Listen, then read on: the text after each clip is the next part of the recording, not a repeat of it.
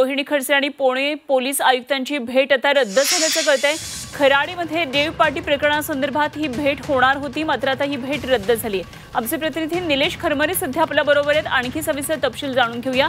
निलेश, रोहिणी खडसे आज पुणे पोलीस आयुक्तांना भेटणार होत्या, मात्र ही भेट आता रद्द झाल्याचं कळतंय।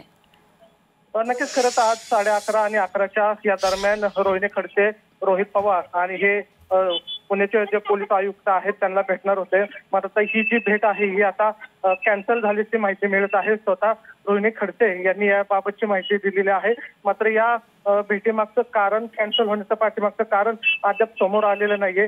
मात्र जे काल खराडीमध्ये त्यांचे जे पती होते प्रांजल, त्यांना या प्रकरणामध्ये म्हणजे ड्रग्ज प्रकरणामध्ये अटक करण्यात आली होती, त्या संदर्भात त्यांची भेट होती ती। मात्र या संदर्भातली आता जी नियोजित बैठक होती ती आता कॅन्सल करण्यात आलेली आहे। मात्र याच्या पाठीमागचं कारण कळू शकले नाहीये।